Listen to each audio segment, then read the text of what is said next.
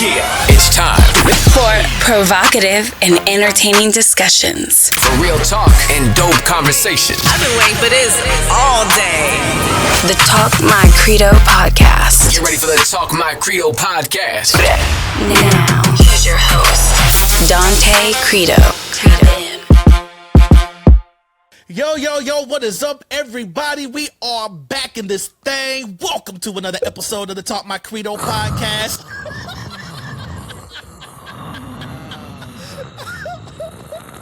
Man, That wasn't good. no. That is some turbulence. That was turbulence right there. Just I was wondering. I said, "Is that a clap?" No, God. Okay. Oh, what was it?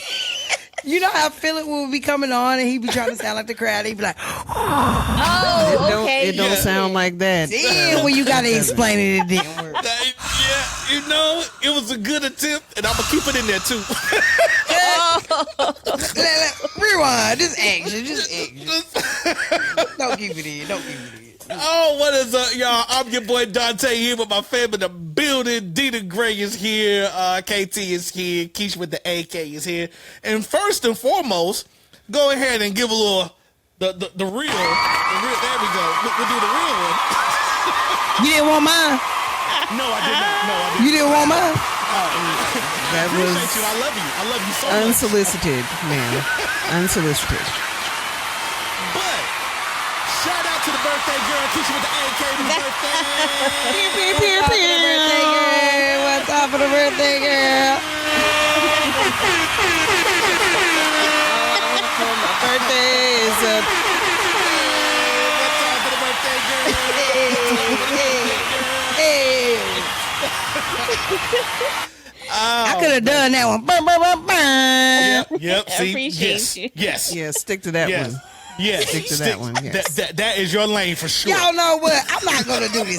I'm not gonna do any more. I'm not unappreciated. I'm unappreciated right now. I'm feeling very. No, we unappreciated. love you. We love you. Just sometimes we just need to be steered in the lane that you're calling. Yeah, the your gifts, audience, honey. Your Yeah, gifts. Operating yes. your gifts. Yes. The crowd So y'all holler saying was that not ain't a your gift of gift, mine. but We're just the saying. pew, pew, pew. Yeah, that's you, girl. Yeah, All day. absolutely. Well, Yes. don't hold back, family. Just don't hold back.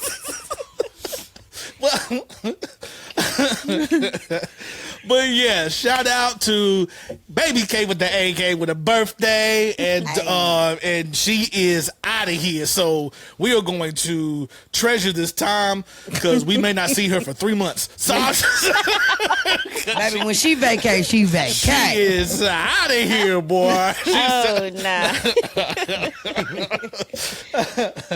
Nah, but we're happy birthday. Hope you enjoy it on the vacay and everything. So yes, I have a confession to make before we go any further.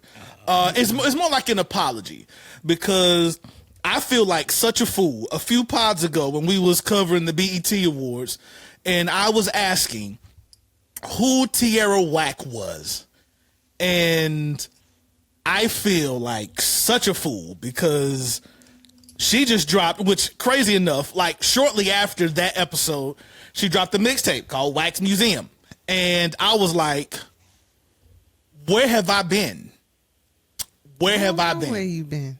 I don't know. It's like, If I know about Tierra Whack and you don't, that's crazy. I don't understand why I just wasn't on it like that, because like this is exactly the type of music I love, and it was like, where have I been? And then now she's all over my timeline and FYP and I'm not complaining. And I was just like, man, I cannot believe I sat there and I was like, yo, who is this girl? Who is this? I was like, no. No, but yeah, I listened to her recent mixtape came out almost a month ago now, but right around the BET Awards, she dropped a project called Wax Museum, and it is fire. That girl is fire. And I'm just like, where have I been that I did not know who this girl was? And yes, so I do apologize. You knew Rhapsody and didn't know Tierra Whack. Yes, yeah, that's why I was like, but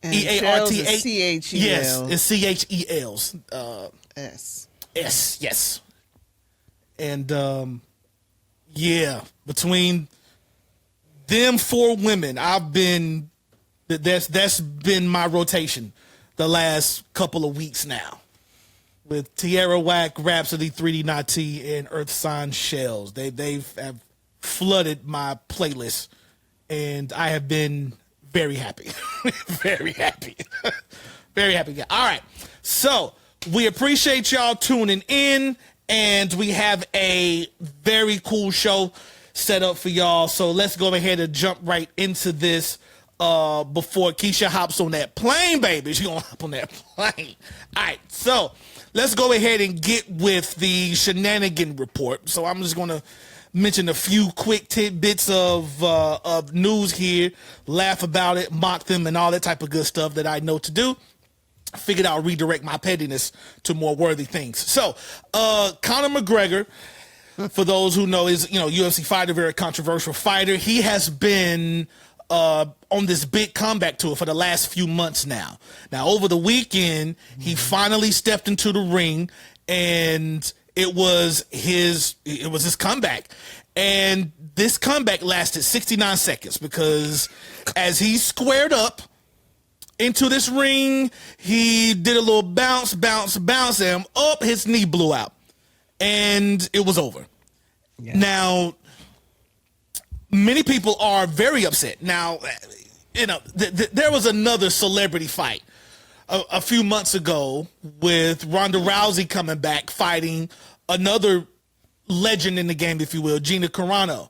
And that fight lasted like 11 seconds. And they promoted this fight for months. And they got paid millions of dollars to fight for 11 seconds. And people thought that this was very similar to that, to where these celebrities are coming back, collecting a big payday, and have these super quick fights. And yeah, so Conor McGregor, in this case, drew a crazy backlash. Personally, I just kind of laughed because, he's like, oh, Israel Adesanya, no, he's not the GOAT. John Jones, you're not the GOAT. I'm the GOAT. Comes back, quote unquote, blows his knee out. He walks out, runs out of the arena, basically, and then tweets that, I'm happy, I'm going to church tomorrow, that type of thing. So, yeah, congrats on the payday, basically, because if I can do some promo and if I could do that, I would. So I ain't even mad at you. Now, who are mad are a lot of Hispanic streamers because popular streamer Kai Cenat is back. He took a break, but now he's back, and he started his annual Streamer University. Streamer University is basically he takes over a college campus, basically, and he brings in a select number of streamers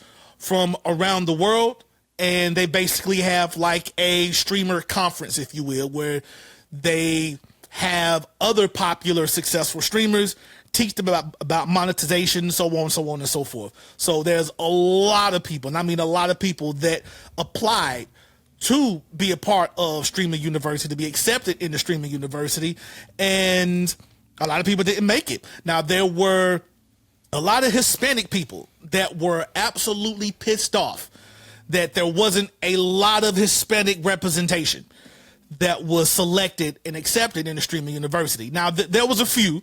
I think it was about 3 or 4, if I'm not mistaken. But they was like, there should have been more. There should have been more. So they are going at Kai Cenat. Now, while they're going at Kai Cenat, a lot of people started pulling up their content and saying, well, let's see, are you good enough type of thing? And they started looking up a lot of these Hispanic streamers who were mentioning, how pissed off they were that there wasn't more Hispanic representation. But it's like a lot of y'all be saying nigga a lot in y'all content. So that was like, I don't know. Now, I'm not saying 1 + 1 = 2, but I'm just wondering. And a lot of them, when it came to be that, y'all remember Ashley Gonzalez, that Hispanic woman who was a cop, and then she went on this racist rant, how she, crazy stuff that she was doing. And a lot of them sided with her. And it was like, what? So how do you expect to be accepted in a black influencer. Yes, a black influencer's creator streaming program, and y'all do all this other stuff. That's anti-black. We have this conversation with the Hispanic community all the time. It's like, why do y'all feel y'all have such freedom with using the word nigga? That's not y'all's. That's not y'all. And y'all will stand 10 toes down and defend it and then be even more racist than y'all already seem to be. And so now they're like, well, we're going to create our own. And we're like, great, do that. But the conversation always comes up that whenever black people do something, y'all want to be included in it, but then you never stand up and defend or stand in solidarity with black people when it comes to social issues and all that type of stuff. Because if y'all remember, the Hispanic community had this big kerfluffle backlash about the movie Sinners because they felt like there should have been more Hispanic representation in the movie Sinners. Like, but that wasn't y'all's story to tell. So what are you talking about? You know? So it's the same thing. Was like, there seems to be a pattern. Y'all want to be included when it comes to quote unquote success, but y'all constantly stand on the other side as opposition. So I just thought that was really funny. So good luck on y'all streamer university, whatever you call it, the Hispanic version. I don't see black people being up in arms about not being featured on what they call it. What's their TV show or their TV series, like Telemundo, telenovela. Like, we ain't up in arms about, you don't say a lot of black people, blah, blah, blah, blah, blah, but whatever. You do y'all. Congrats. Stacey Dash is back yet again, y'all, and she is letting y'all know that she is still the Stacey Dash, and she just wants to I'm gonna play this little video because she says she's an around the way girl. She said she's going back to her Brooklyn roots. Okay. And so she posted this video here. I can't play that music because it's also copyrighted. So, but now she's doing a little dance as awkwardly as she can be. And I'm just like, you can look at people when they try to, and you be like, oh yeah, you can't dance. Which is fine. But the interesting thing that came up were the comments of Stacey Dash as she put this up. And I'm just going to read some of these comments because people don't forget. People have very acute memory. Someone said it's going to take more than a black song and some cornrows and seashells to get back in this club. Right? Another commenter said, I'm just not in the mood for this. I'm not. Someone else said, nope, too late. We don't want it. Someone then commented, so she decided to make a guest appearance as a black girl? I'm confused. I was like, oh no. Oh no. Another one wrote. Someone wrote, oh, nice. Clueless reference there. Someone said, oh, so she black again? And someone said, oh, she's trying to make a come black. Not a comeback, but a come black. That's what they said. Someone said, look who's black again. And someone's like, Miss Dash, we just don't have the time or energy for this. And personally, I'm on their side, but she kind of does this, because they remember just how pro-Trump and quote-unquote conservative, because I don't call that white conservative like the real conservatism, because it just isn't. But she was real pro on that side. And she was saying a lot of crazy things, the way that they all do. She was a part of that machine, and then when they didn't find use for her anymore, like the rest of them, tokens get spent. She's been spent. So now she's made a lot of different videos of, saying how, she wants to date black men and wants to marry a black man, and these little, I guess, thirst trap. Are these considered thirst trap videos? Is this a thirst trap? Anyway, I just you just move very awkward. So I just feel like, never mind. I'll be respectful. So people saw this and had a field day with that. Now, speaking of, MAGA Republicans and all of that, do y'all watch the WNBA at all? Do y'all follow it? Not at all. Okay. I haven't been following any basketball lately. Okay. Well, I am a huge basketball fan, and I've actually have been following the WNBA because I'm just a fan. Just seeing, like, these girls are hoopers. Like, hoopers. Now, I've been following before this whole influx of fans and stuff because I used to watch, the likes of, Cheryl Swoop, Cynthia Cooper, Lisa Leslie's, and Rebecca Lobos, and, all of them, like, from back in that day. And I would just catch it every now and then.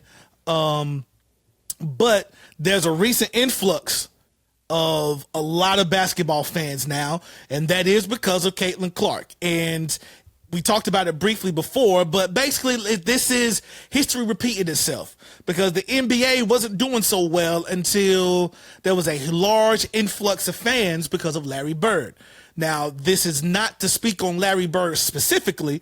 It is to speak on the type of people that wanted to support Larry Bird because of what he represented and the image. He was just this, Southern country boy from Indiana, and he was paired, and his villain, if you will, was the flashy, flamboyant Magic Johnson. So there was a particular type of people who didn't like the NBA because it was a bunch of niggas dominating the league. And then you had this white boy that came in as a dominant force, and let's just call it for what it is. The racist whites got into it. And so they came in during that time, and they really did not like Larry Bird. Now, the parallel goes with Caitlin Clark and Angel Reese, to where this same thing started to happen when in college, LSU, with Angel Reese beat Caitlin Clark's team of Iowa for the championship. And the whole time before, Caitlin Clark was very flamboyant, talks a lot of trash. She does the "you can't see me" in people's faces after she hit shots over them and all this other stuff. But Angel Reese did the "you can't see me" to her as they won the championship, and white people got pissed. They got pissed. Or she's a thug. She has no sportsmanship, and and all this type of stuff. But she was doing it to everybody. But when it was done to her, now it's a problem. And so those people have gathered around Caitlin Clark, and she's now in the league. Been in the league for a couple of years. Now, people believe that Caitlin Clark is being targeted. And these people goes up into Congress believing that, she is being unnecessarily targeted, that there is violence. Now there's violence in the league. And so 11 Republicans decided to write a letter to the commissioner of the WNBA. And I'm going to read this letter right quick. And because they feel like Caitlin Clark. Have y'all even watched a basketball game? Have you watched a basketball game? Nope. The person with the ball tends to get fouled, okay? I don't know if y'all know that or not, but they feel like, it's excessive and they're fouling her too much. There was this one incident where Caitlin Clark, who also leads the league in turnovers, she turns over the ball a lot because she likes to play a lot of hero ball. And she has a horrible attitude, but that's another conversation. There was a scramble for the ball. She lost the ball. Bodies hit the floor. And while bodies was hitting the floor, people were falling. Someone who was falling over tried to catch themselves, and their hand was in Caitlin Clark's throat. And it was like, this was a targeted attack. She punched her, but if you look, she was like, no, it just happened. It was just a circumstantial play. You weren't trying to punch her in the throat. But they took that, and this letter comes. It says, "Dear Commissioner, Caitlin Clark is transforming women's sports. She has inspired a new generation of young girls to participate in athletics and become one of the most influential figures in the history of women's basketball. She is also the face of your league," which is debatable. "Clark has significantly increased fan interest, driven record television ratings, and attracted new corporate sponsors for the WNBA." That part is true, but for the reasons I told you as to why there's this large influx of fans. Millions of casual fans now tune in to watch her play. casual racist fans. Unfortunately, what they too often witness is not simply aggressive competition, but repeated acts of unnecessary physical hostility and violence. Clark has been hip-checked, poked in the eye, and struck in the throat during games. These incidents go far beyond routine physical play. Yet the WNBA and its officiating have too often failed to address these unacceptable incidents and hold players accountable. Recently, a player even appeared to endorse violence against Clark in a social media post, further fueling concerns about the culture surrounding these incidents. In addition, concerning reports suggest that many of these attacks against Caitlin Clark may be racially motivated. What happened to shut up and play? It doesn't. What happened to shut up and play? It is rules for thee, but not for me. Because it's like, oh, she's targeted because she's white. Oh, okay. Okay. As commissioner, you have an obligation to ensure that every player competes in a safe and professional environment, both on and off the court, free from violence, discrimination, or retaliation. If discrimination or retaliation is occurring and creating a hostile work environment, we support any appropriate investigation by the Department of Justice, the Department of Labor, or the Equal Employment Opportunity Commission. If true, such conduct should constitute violations of federal civil rights laws. It is imperative that the WNBA take meaningful action to address this issue. The league has an extraordinary opportunity to inspire the next generation of female athletes to pursue athletics. I'll fix that last sentence for them. The league has an extraordinary opportunity to inspire the next generation of white female athletes to pursue athletics. Are white female athletes, but that opportunity is undermined when its brightest stars are not adequately protected. Your fans deserve better, and so do the young girls who look to the WNBA as a model for excellence, sportsmanship, and opportunity.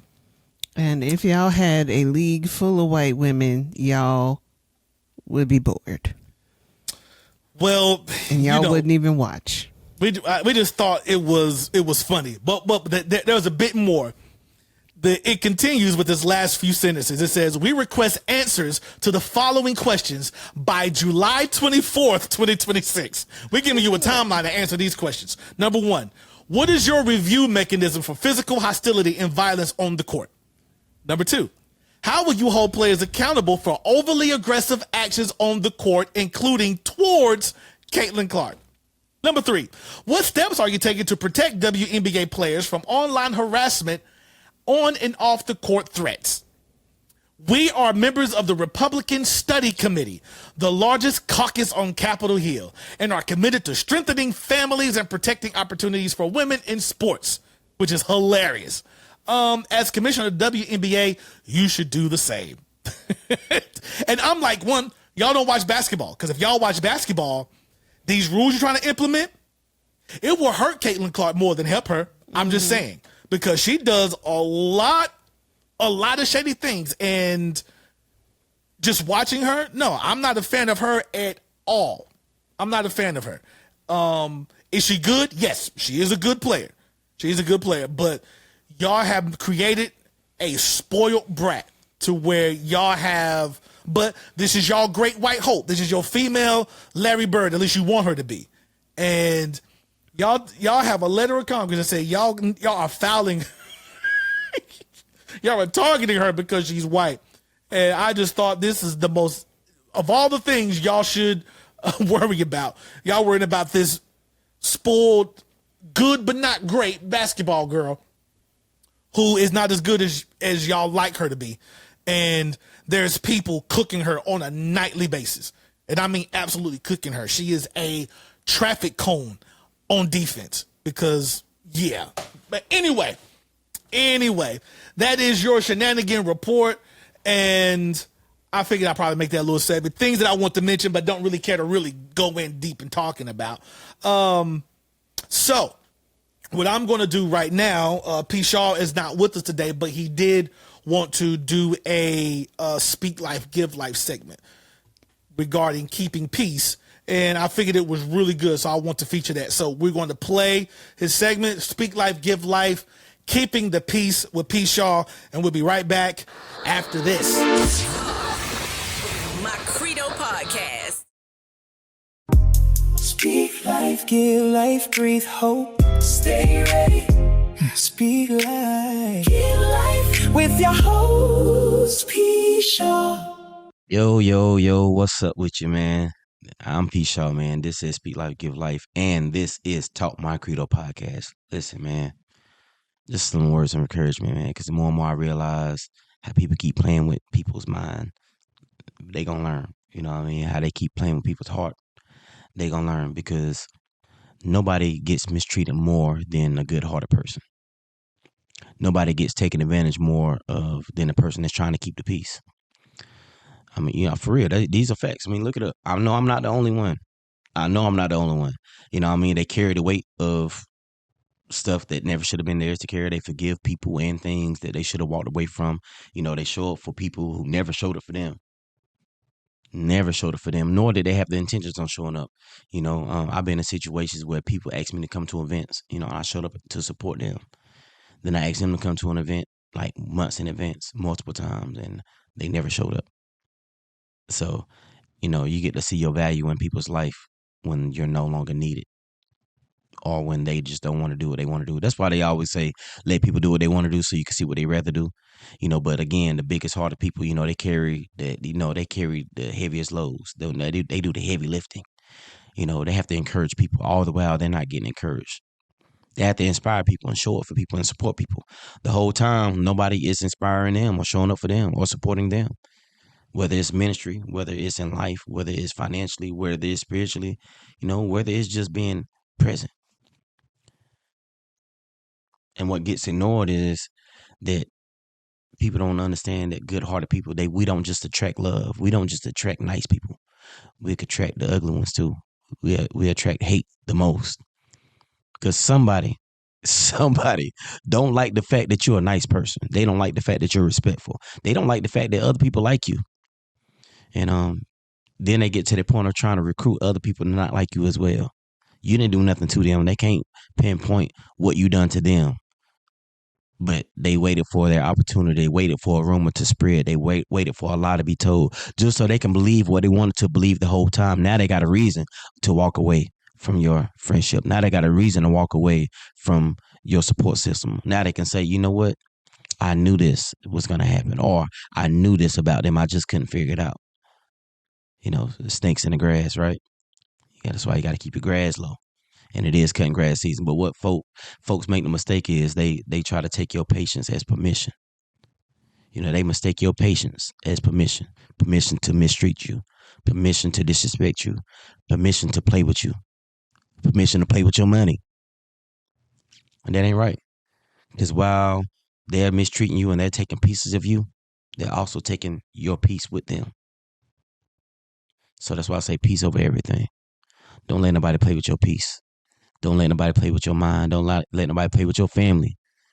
So if they playing with your money, they playing with your family. You can't provide that way. They playing with your peace. They playing with your mind. And a mind is a terrible thing to waste. We learned that when we was young chaps. So my encouragement to you is, man, choose peace above anything. Choose peace above love. A lot of people have been in a toxic relationship because they chose love and they gave up their peace. So one thing got to come before the other. So always choose peace, man. Y'all know what to do. Speak life, give life in everything that you do. And always stay fly, stay blessed. Peace. Speak life, give life, breathe hope. Stay ready. Speak life, give life with your host, P. Shaw. All right, so welcome back here to the Talk My Credo podcast. That was P. Shaw with Speak Life, Give Life. And didn't somebody have a date this past weekend? Yep, I sure did. Yes, I'm inquisitive, you know? So what you want to know, Donte? Whatever you are willing to tell me. How did that go? Not a thing. It went great though. It did? I've been on 3 days and that was the funniest one. Okay. With the same thing? No. Oh, okay. All right. I like different flavors. Look, she told you she out here in these streets. She did say she was in these streets. So I just wanted, I have to live through you a little bit. So I need to. You can live through me, bro. It's good. It's good. Okay. All right. But we had a great time this weekend, bro. We did. That's what's up. That's what's up. That's what's You up. don't need to live through her. I do. Okay. No, you need to live with me. See, Exactly. You need to live with me. Exactly. You need to be right there in them streets too, girl. What you We mean? need to be double dating so we can tag. I don't think I can do these streets. I don't know, because when you went out for your birthday, I remember specifically you saying them buns was out. So yeah. Yeah, you did say buns out. Buns out. Yep. I Buns said out, the buns legs out. were out. I did not say the buns. Legs and How we get hips buns? and body. Sound like somebody missing wifey. Yeah, well, she comes home tomorrow. Her brother, well, On the body. Yep. But yeah, you did say the thighs were out, but same thing. Fun's out, buns out, same difference. So Not the same. sitting out. Absolutely not. it's not the same. The man math ain't mathing. Oh nah, the man math is quite working for me. No, because if them thighs out, I'm just saying.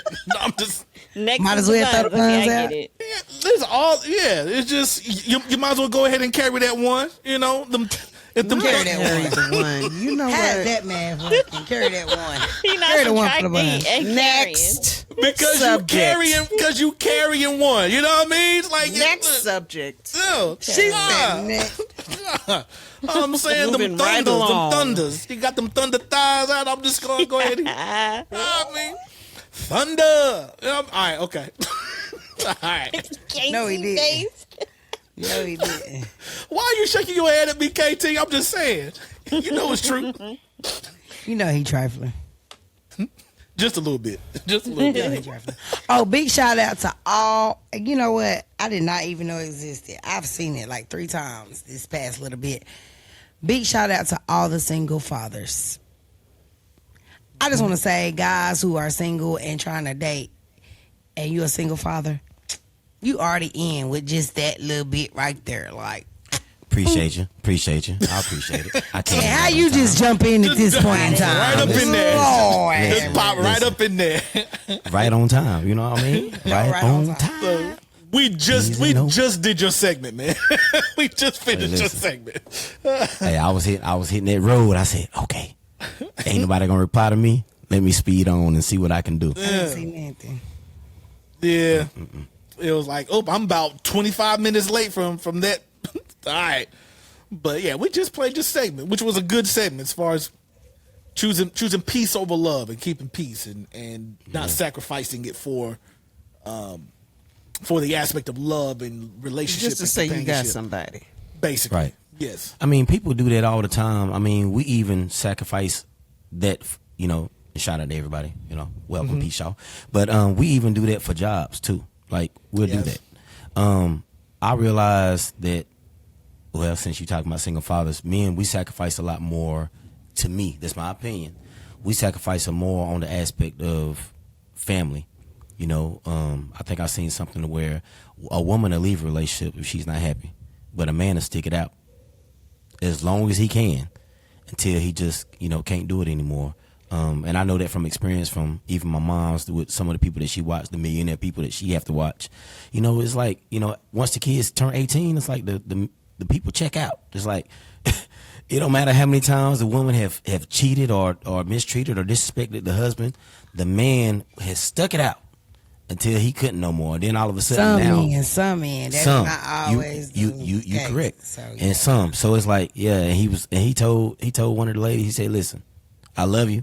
I'll pay for whatever you need me to pay for, but I just can't do it no more. So he ain't gonna get a divorce because that alimony, the residuals behind that is crazy. Them being millionaires, but he's like, I just can't give you I can't give you my peace anymore. So yeah. Yeah. I think that is a very good conversation that we could have, and I'll put that together for the next episode. So we also, real quick, peace y'all, somebody has a birthday that is tomorrow, and that is Miss All I Keisha want over for there. my birthday is a big booty. See, and I already know. It's birthday season.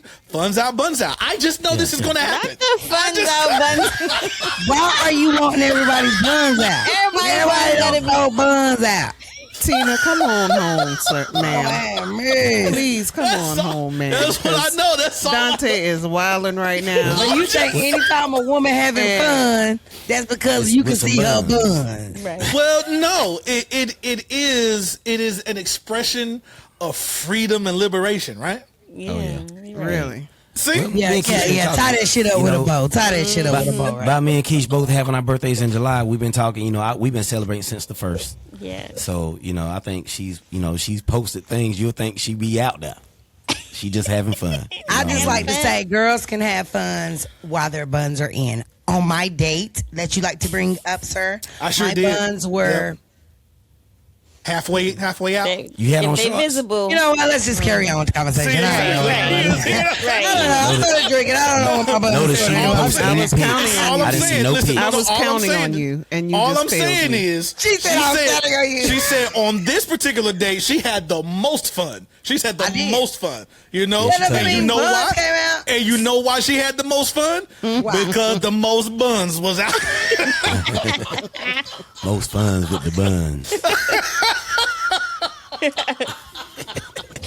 Oh boy, I was Buns counting may on have you. never I was even really come out. counting I on don't you. remember. You just Can't recall. messed it all up. Yeah, I know honey. that's Dude, I did mess it up, KT. Finish it for me. I meant to say. Go, KT. I meant to say.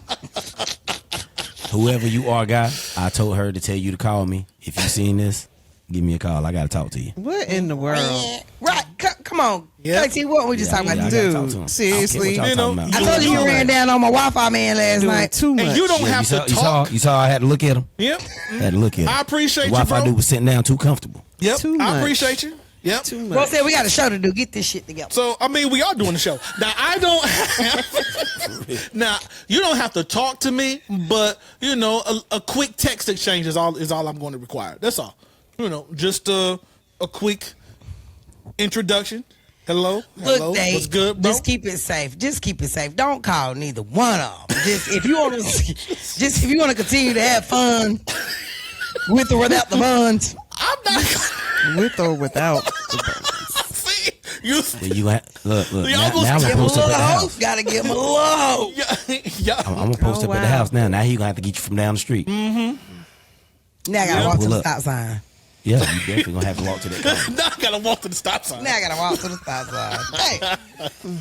Hey, She has an escape route just to get Out the back door. pads in the back. That's what they That's don't know. funny. In the back That door. is funny. That is funny. But hey, look, at least I'm back. I'm back on the block. Not on the block like that, but like I'm back Right. outside a little bit. Cause for a minute there, I was very disappointed in you guys. Mm-hmm. I was very disappointed. Yep, I understand. I don't know. Oh boy, I might have redeemed y'all a little bit. I don't know. I'll let y'all ask me again next Monday. Okay, I will. I will. I'll ask you next Monday. Ain't nothing going on. It is funny, but as far as like improving, I am really considering going back and finishing college. So, but Psychology. yes, I'm thinking sociology, and African American studies. I'm thinking about Telling you, going back to school. For What you this. gonna do in there? Teach the class? he's definitely gonna be a commissioner. What you gonna do in there? Teach the class? Depends on how they teach it. I may be like, hell, they better line you up with the right teacher. yeah, I may be like, yep. Rosie. Nah, but I've been really mulling over it, and I've talked to wifey about it, and she's like, nigga, I've been telling you this. She's like, nigga, you don't listen to me. And I'm like, what? She's like, I've been telling you this. Right. And I was like, and she has. But I'm just like, I think it's time. Typical Dante Yeah. being given wise counsel and him ignoring it. See, I don't ignore it, okay? I You have... said typical Dante. I thought you said difficult Dante. I was No, I like, said damn. typical. What's the difference between either one? What's the difference between between typical and difficult. Typical Donte. Typical. We over writing bars about me, over rhyming. Typical Donte. So, but it's not that. What I have learned about myself is when I am focused on something, I do have tunnel vision. So it was music. You couldn't tell me anything else, even though I had some great advice, but it was music or die. And so nothing else mattered. So that's how, and what I was going to school for at the time, I didn't care about at all as far as, and I think I was going for like business or something. It's like, I don't care nothing about this business program. But I really did enjoy. That's when I did come into knowing that I really enjoyed the concept and the classes, sociology, psychology, and African American studies. So like I did extremely well in those classes because I actually cared about it. So flunked out of college because I didn't care nothing about it, and it was music.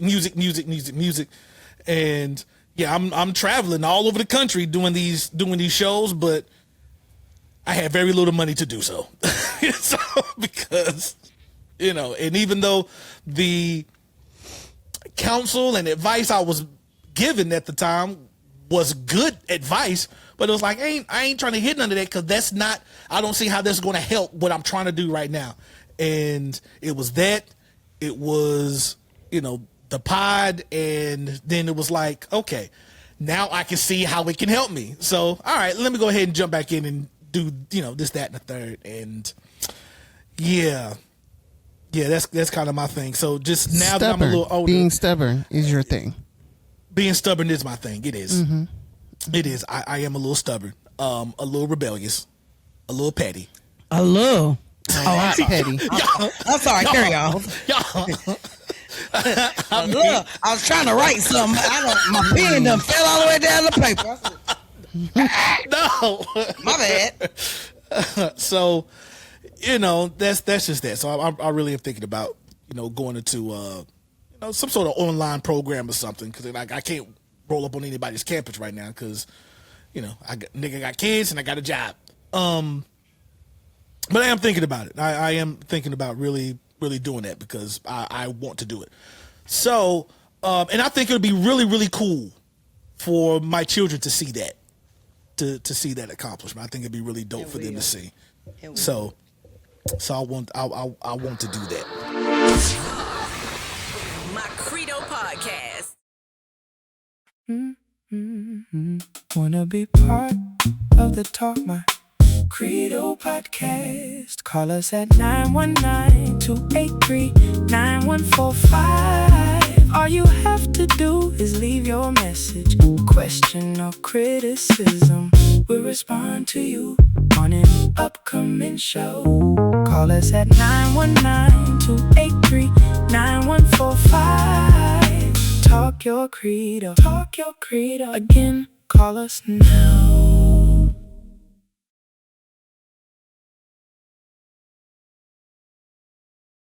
I don't really watch the World Cup. Do you guys watch the World Cup?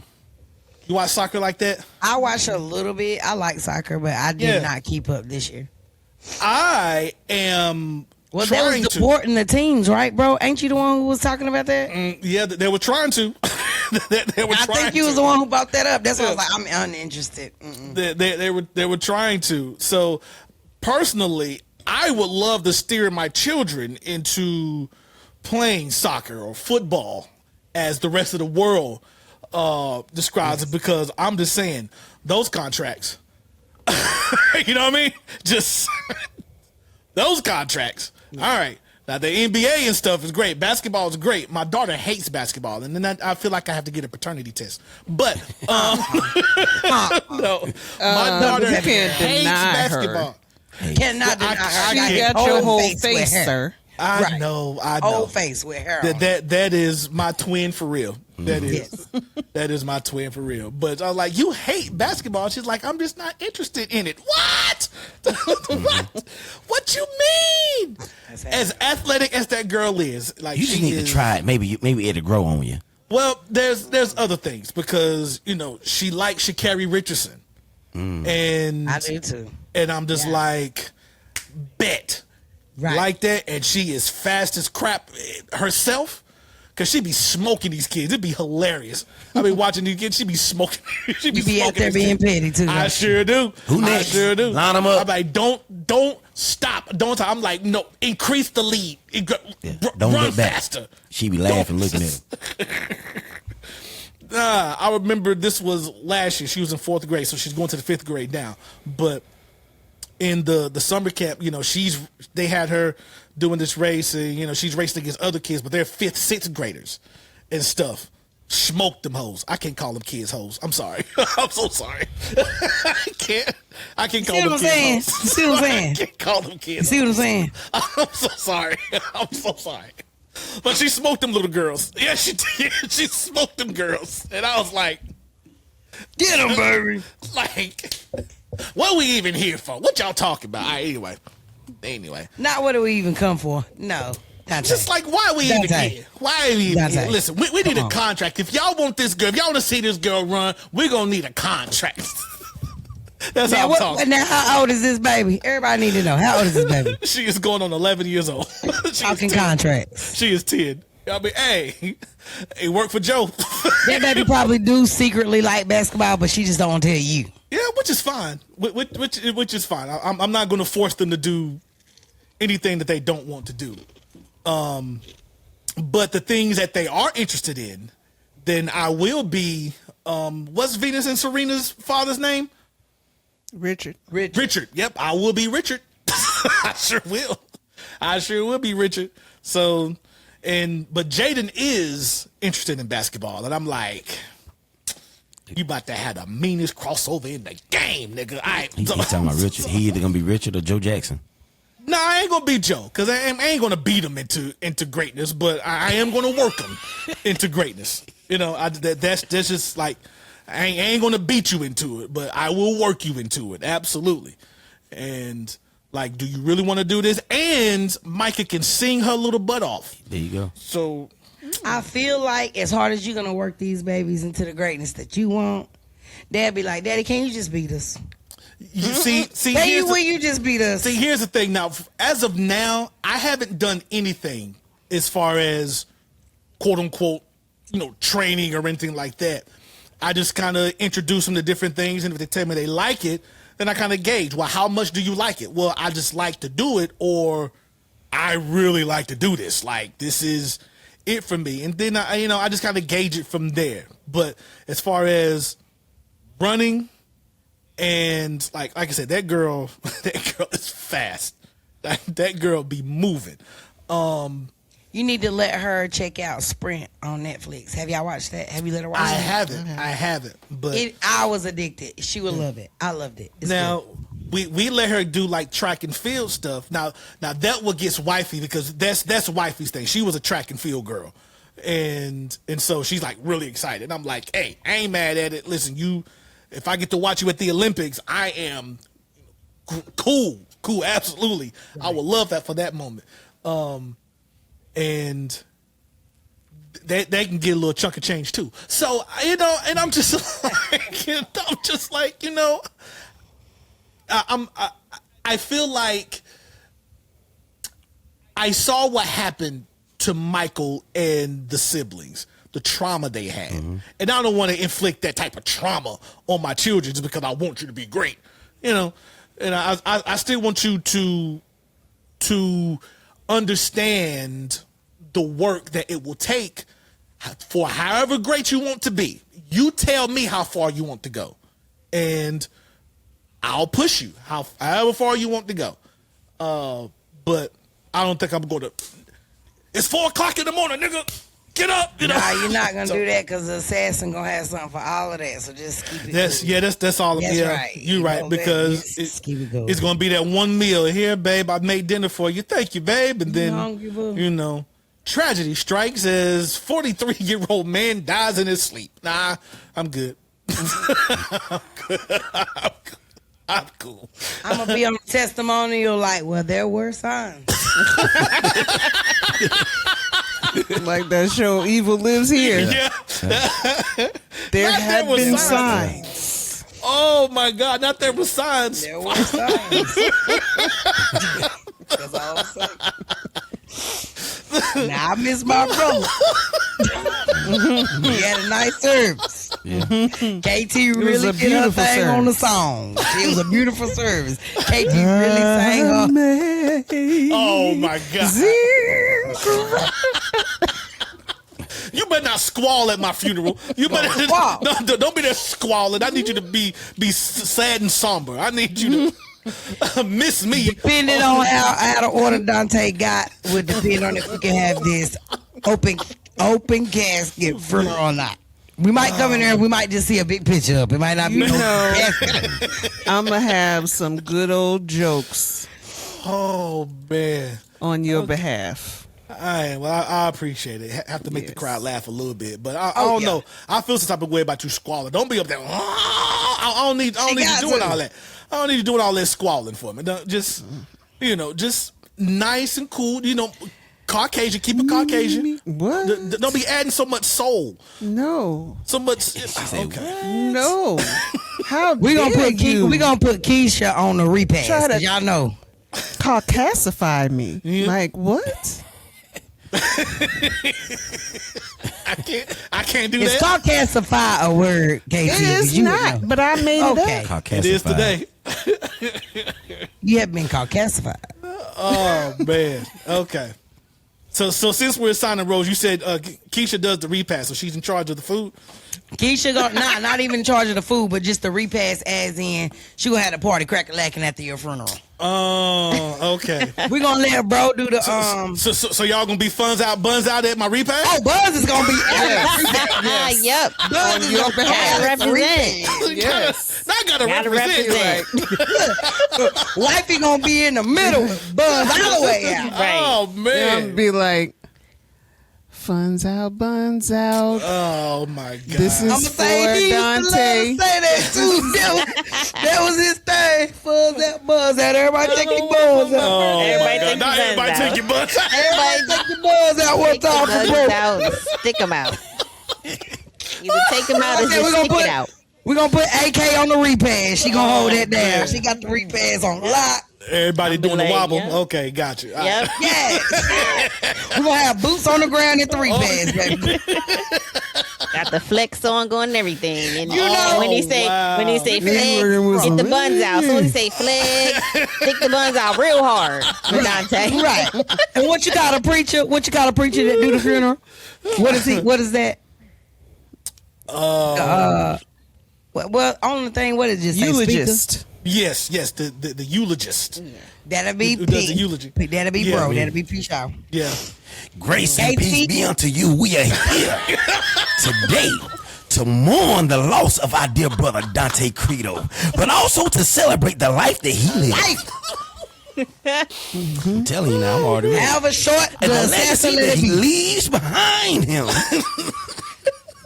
And we need all y'all to subscribe to TMC. This will be broadcast and on live tonight. Yes, if you look to your left, you got the panel. See? We take all your Q&As. You are supported. And then we're going to have KT. Of course, we got KT on the music. Mm-hmm. Yep. On the you got the music cast all the way down. The music. We got merch in the lobby. If we take Cash App, Venmo, and right now we need a donation in the lobby. Yes, the merch. I need at least 20 the shirts people say Buns Out, Buns Out on the merch. Yeah, I need 20 people to donate $1,000. Mm-hmm. Ushers, lock the door. Yes, absolutely. I said monetize my funeral. The TMC Buns Out, Buns Out celebration. Yep. Of life service. Don't forget to say a prayer for him saying the Buns Out, Buns Out too. Look, wifey gonna be distraught, and she may be in handcuffs, so I'm gonna be the one speaking for the friends and the family. We can't have a whole bunch of talkers, so this is true. This is true. I'm gonna be the one speaking for the friends and the family, and we gonna sit there and be like, we gonna make sure the kids good. We gonna make sure the kids is good. See, Donte, we got your kids, Donte. I got you, niece and nephew. I got you. Oh man, I feel so loved. Damn, why we don't play at your whole funeral? Y'all did. Thank y'all so much. Because you thinking about beating the Assassin's kids. You done lost your effing mind, ain't you? No.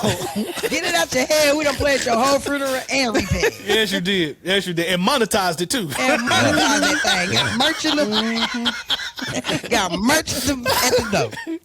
All proceeds are going to the kids. All proceeds will go to the babies. Oh man, I love y'all. I love y'all. We sorry they're gonna take you out of there like that. You know what? I'll take one for the team. I'll take one for the team. See, bro, you see the since you been gone, we done hit 1 million. See, that's fine. That's fine. I am happy. Hopefully, I'm in a good place. He said we was on our way up. I didn't know he meant the upper room. Right. I mean, literally, they done sit me up, Lord. When Jesus. Oh, my God. Oh, man. All right, so. Hey, look. Oh, one more thing. What's up? What's your baby girl name? The girl? Micah. Micah. Mm-hmm. Micah, we're going to let her perform Daddy Died. Oh, yeah. Oh, see, that's going to be fire. Saying this was his trick. Yeah. Hey, that's going to be fire. Come on, that will be fire. Micah got something to say. Yeah, that will be fire. We're going to get Micah a real long week. That would be fire. Listen. You're going to make sure that joint is on tight, boy. Yep. It's on paid actor, dang on it. Mm-hmm. That will be fire, because I'm just saying she already got some haters, because she performs in the talent shows and she performs with her friends, but her friends want to sing the lead because Micah is a better singer. But anyway. That's how it always is, isn't it? She gonna shoot the stardom. Yeah, I just have to die to get there. Like that's. You said just taking one for the team. You're right, but surely Micah's on the team. So, hey. But I feel like that's a really big one. You know what I mean? Oh, that is a big one. It's a lot to ask. Just think about it. All right, okay. All right. Not think about it. Not consider it. Just mull it over, you know. Yeah, mull it over a little bit. You know how we like to do. See, don't just rush into it.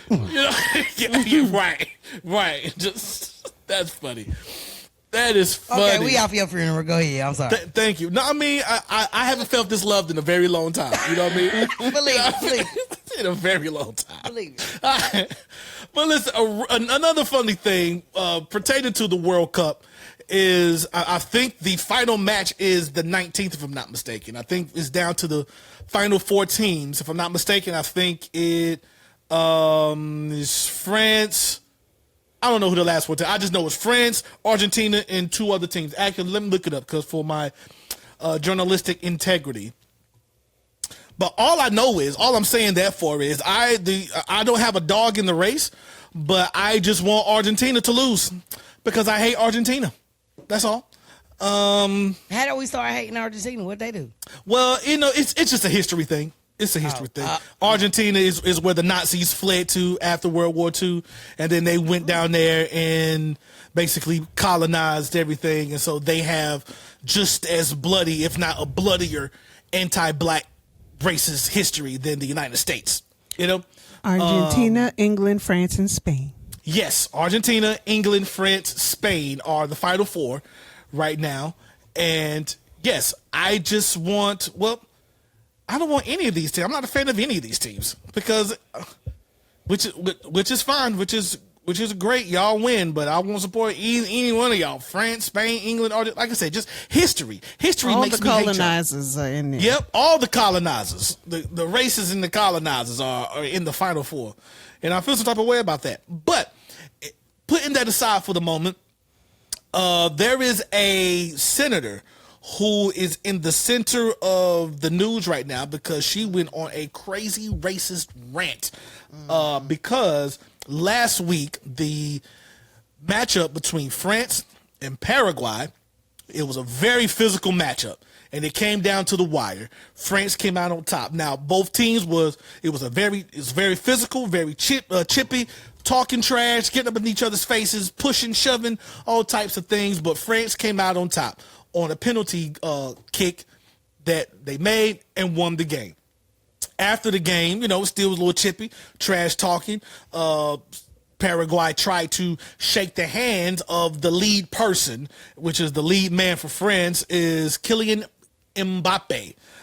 He is born and raised in Paris, France, but his parents are from Africa, from Cameroon and Algeria, that they migrated to Paris, France, got married, and had Kylian Mbappe. Now, he's making $70 million a year. Yes. Yep. So I'm like, soccer may be the way to go. I just need to be adopted. Football may be somebody adopt me? I'm just saying. Please, just saying. Just adopt me. The thing that happened after that very physical matchup, there is a lady by the name of Celeste Amaria, and she is a senator in Paraguay, and she got on Twitter and went the F off. And she did not hold back, and we're just going to read it. So she put out 2 tweets, and the tweets said, first of all, colonized Cameroonian, pretending hard to be French, resentful, newly rich, arrogant, and ugly. He was nervous and scared to death the whole match, like his entire team. They couldn't even score a goal. They won by a fluke. The only thing many of us demanded of the Albiroja, I don't know what that means in Spanish, but it means something, is to not have slapped him open-handed after the match ended. And that's despite not being a soccer fan. All right, so that's tweet number 1 she put. And then the second one, when she doubled down, she said, the brute didn't even learn to write. Instead of mother's milk, he sucked on coconuts. And the most educated thing he heard were chimpanzees. You should have shown him the finger, Orlando Gill. That's the goalkeeper that Mbappe wouldn't shake hands with after the match. I do it in the Senate, and nothing happens. And that tweet took off. And people was like, what? What is this? What are you talking about? She called him a colonized Cameroonian. Now, there is also a lot of talk, which is why I really haven't talked about, I probably should have, of just so much racism happening in this World Cup tournament. And a lot of them coming from Hispanic countries.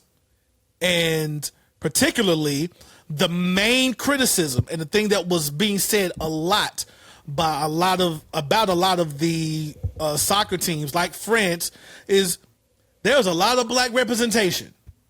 There's a lot of black people in the that's been shown in these World Cups and not from African countries.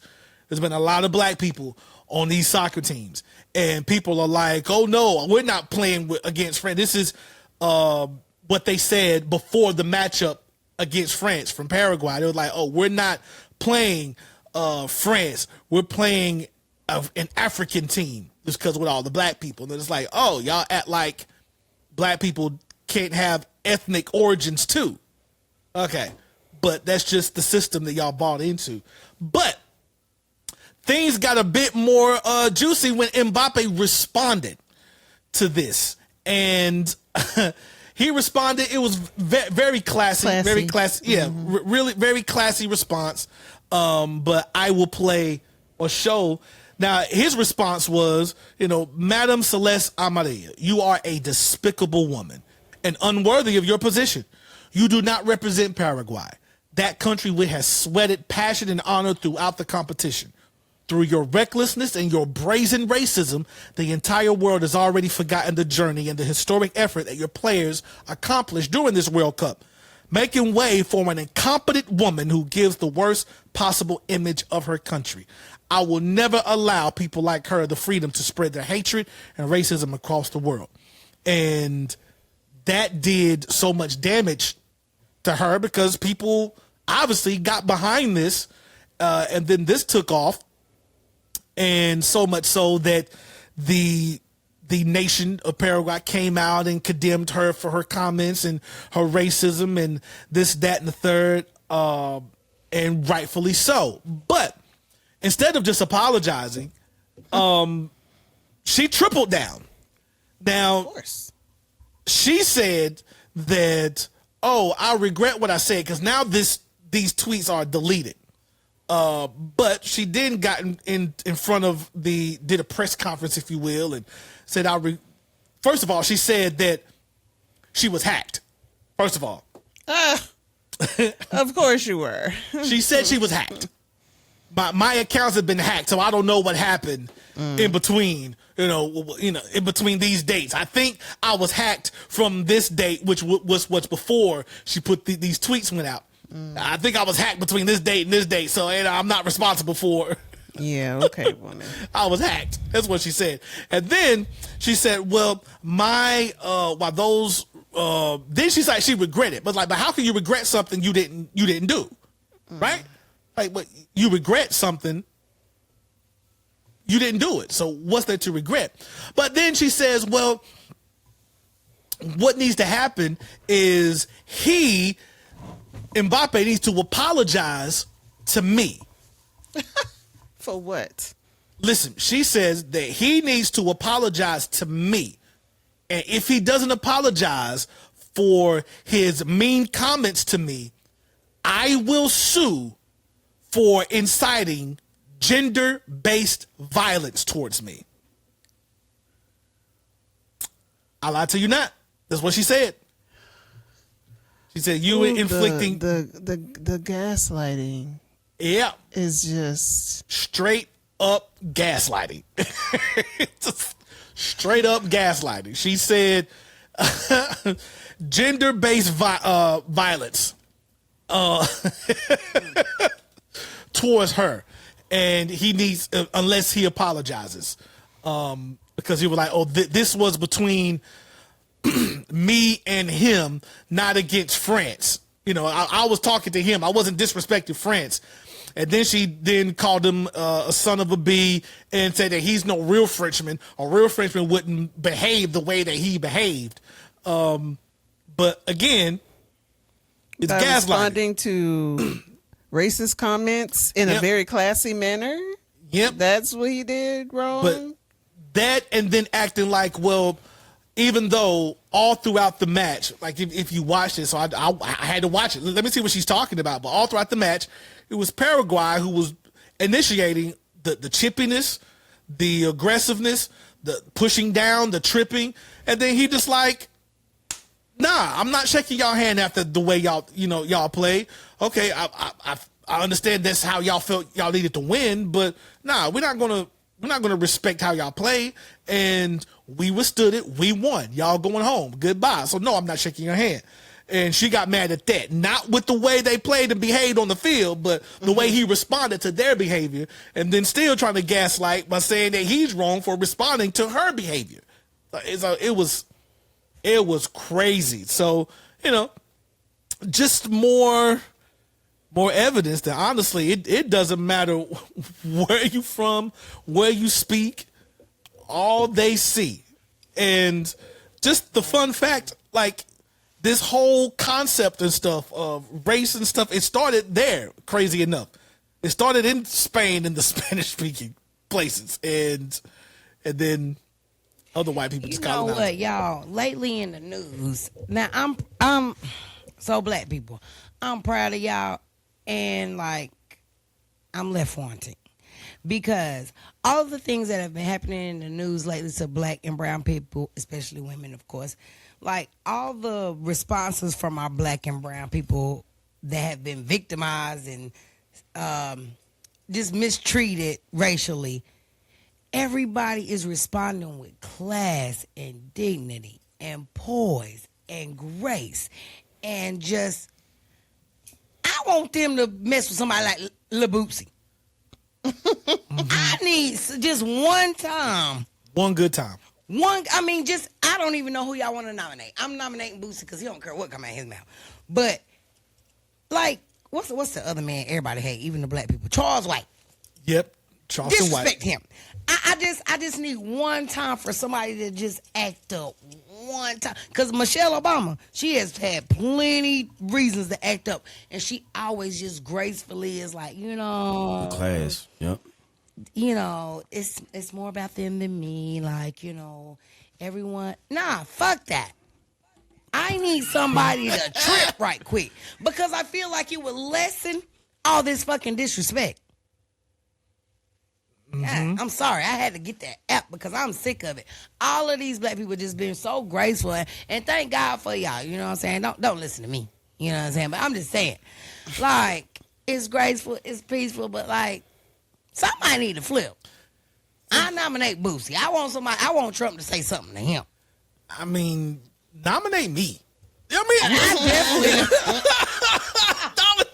nominate me. Let me, because I feel like I am in the perfect place in my life right now where I am knowledgeable enough to where I can pick and understand which response would be best in this situation. I can respond with class if I need to.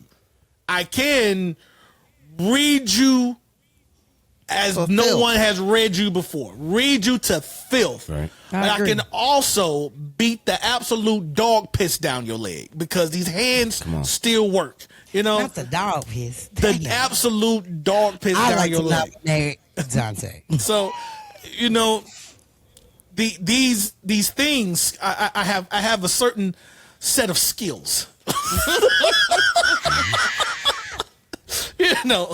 Skills that would make me a nightmare to people like you. I'm just saying. But really though, like yes. I've been thinking that, just like reading the news. I've been thinking it every time. I've been thinking it ever since the little what is that going fighter to do, called Phillip? Michelle What is that about? Obama, man, like that's ridiculous. I'm tired of us bowing down with grace because it is. I agree. I mean, it's I love totally it. misplaced. I love the representation that they are doing. Shaw. But like, See, P. Shaw was being a P. distracted Shaw right over now. here. That was me saying, "Come on." That was me. But the saying, problem is, you do that for something else too, because I do both hands. You have established that this means something, and you was doing so. It was like, wait a minute, how was that? I do both hands. How was that? I do both hands. Okay. Buns out, buns out. I do both. Oh God! Just put your hands down. Just put them down. But it's my strong hand. Put it down. Put it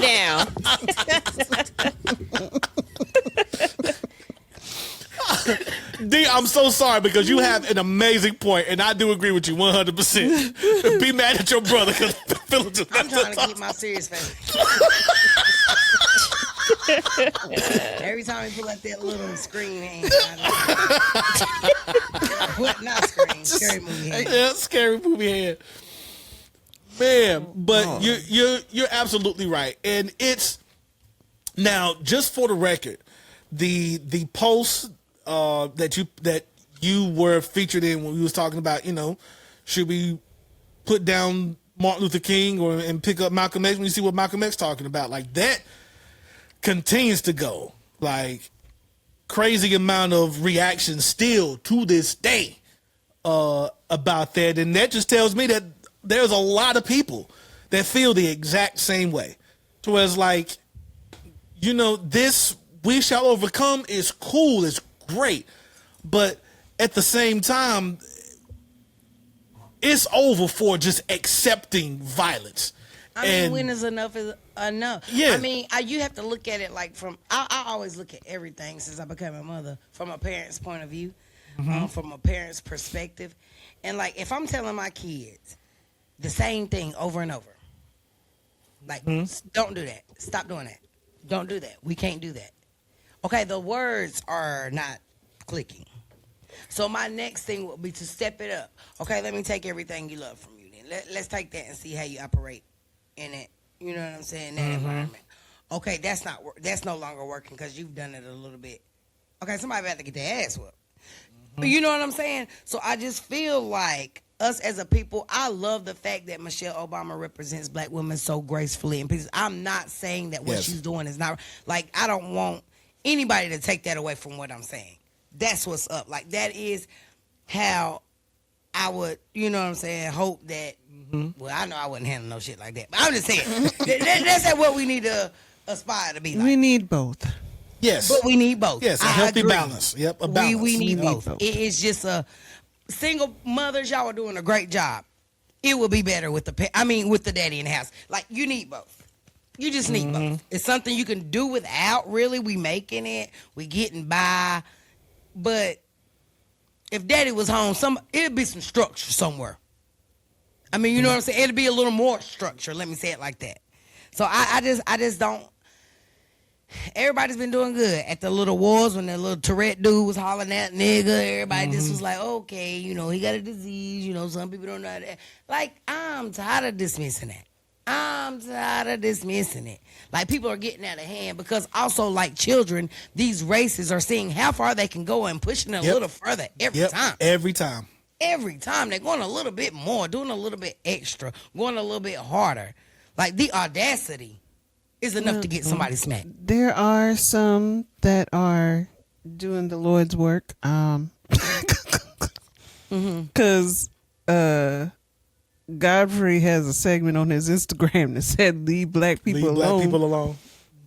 Like, stop. And it's videos pretty much of white people trying black people and then black people reacting. How many videos have we seen come out just lately, just recently, where you see a white person, I'll say nigger when I want to, nigger. It's been like multiple, like it's just, they keep coming. What it's the idiocy for me with their argument of, well, it's just a word. How are you being affected by words? You know, it's like, it's that stupid argument that they say, and it's like, but y'all understand this concept. If I call you a Democrat, you gonna take offense, right? If I call you a liberal, then you know it's this like, no. This is what pisses me off, or why I am definitely leaning on D's side. Like, no, I am going to meet you with the language that you understand, and that's violence. And that's I just violence. like That's what they understand. You understand violence because that's how you are where you are. So don't come to me with your remedial childlike arguments talking about, oh, it's just a word, it's just a word. It's like, but you understand words mean things, and if you understand what disrespect is. You also understand the historical context of this word, but you want us here. Okay, here's my hot take of the day. I believe racist people are secret black supremacists. I feel like y'all want black supremacy. What do I mean? Because y'all expect us to behave in a way that you are unable to. You want us to be unaffected by words. You want us to be able to be successful in school, in our behavior, in all facets of life, despite constant systemic targeting from a government that also encouraged a societal practice of said discrimination. You want us to rise above all of that. You want us to be the smartest. You want us to be the fastest, the strongest. You want us to be the nicest. You want us to have the most class. You want us to be able to not be affected by any sort of racial targeting, slurs, disrespect. You want us to be able to be above all of that. You want us to not kill one another. You want us to not commit any type of crime. You want us to not to do anything that is morally detestable. All things which you yourself cannot do. So you want us to be literally better than you in everything. That is your wish when it comes to your quote unquote criticisms. So I have concluded that y'all are black supremacists. You want us to be in this position so y'all can worship us. Is that right? Is that that's what y'all want? Because if you constantly focusing on us and not focusing on your own communities, then what does that tell me? You are obsessed for a reason. And I think that is the reason. I think for some reason you want to worship black people because you want us to do and be everything that you are not, even though you've had centuries long of a head start. You had 200, 300, 400 years head start to be everything that you want us to be, but you have still failed to do. But you still have that expectation for us. Oh, the IQ, so you want us to have higher IQ, you want to be smarter, faster, better behaved, the best educated. You want us to, I think that's what it is. I think y'all are secret black supremacists. That's what I think. Because for some reason, you will not leave us alone. You won't leave us alone. So there has to be a reason. And that's why I'm going to school. That's why I'm going back to school. So you can figure it out. So I can figure it out. So I can figure it out. Because right now, that's my hypothesis. It's not logical. It's not rational. This is not rational thought. Nope. At all. It makes irrational. No sense. It makes no sense. No sense. And that's been my new phrase lately. If you can make it make sense to me, I won't even be mad.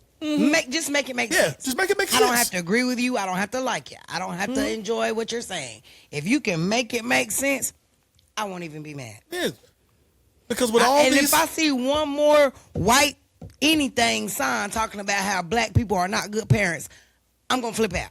Yes. Because while you're saying that, y'all black people used to can't have parent. black people raise y'all children, so stop. Yes. I was just about to say, all the rich white people that are doing all this Come shit, on, these mammy. successful people, They do you still know do it who today. raised them? We still do it raised... today. Yes. Come on, mammy. Yes. Are you kidding me? Oh, okay. Stop but you it. Want better Just black stop it. parents. So... Let's not.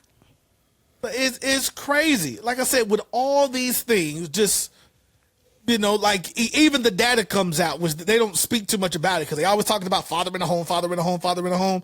But we also understand the targeted attack that it was. But even still, black fathers are the most involved fathers in their children's lives. Like that is, like, what are you? I promise.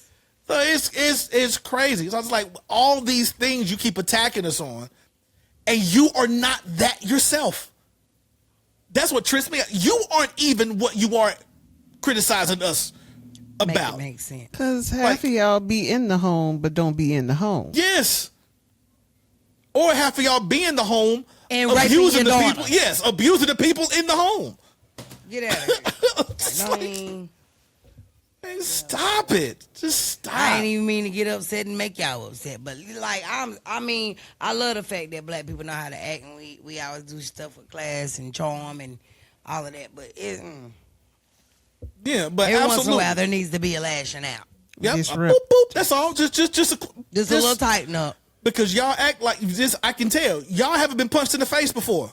That's all. That's all what it it takes is. to change your whole train of thought. But that's because black people trying to be so classy and not trying to be the stereotypical things that they say about us. And they're trying not to go to jail. Yeah. Yeah, absolutely. Because the minute we lay hands, you know, that's going to be... Because they've mastered the art of, you know, being instigator then victim. It's, you know, but still, y'all act like y'all never been punched in the face before, and you can tell when it does happen. You see how their energy switches up real quick. See, this isn't the internet. This ain't the thing. Now we, and I'm telling you, my hands work. That's all I'm saying. Check my hands and they My work. hands work. Check my feet and they work too. Look, okay, I was about to say my hands, my feet, Listen, my knees, my other elbows, objects. My other objects. work inanimate very well. objects Right. Listen. They work. that my hands can pick up. it worked. They work quite well. But yeah, so since we pissed off, let's go ahead and be pissed off a little bit more because over the 4th of July weekend, we've had another instance of something that we are all too familiar with. But it's still sad nonetheless because 18-year-old Nolan Wells was going to an island with some friends that he was going with. The friend group was all white. He was the only spot in the group. They took a boat to this unfinished island, but that's where everybody go, you know, to hang out for parties and get-togethers and so on and so forth. So they go to this island for a July 4th get-together. And the problem is Nolan Wells did not come home. And that's where the mystery that we all know, you know, just happens all too often. And it seems to be quite a recurring theme. But Nolan Wells went to this island with this friend group. He did not come home. Now, his phone made it on the boat. His belongings made it on the boat.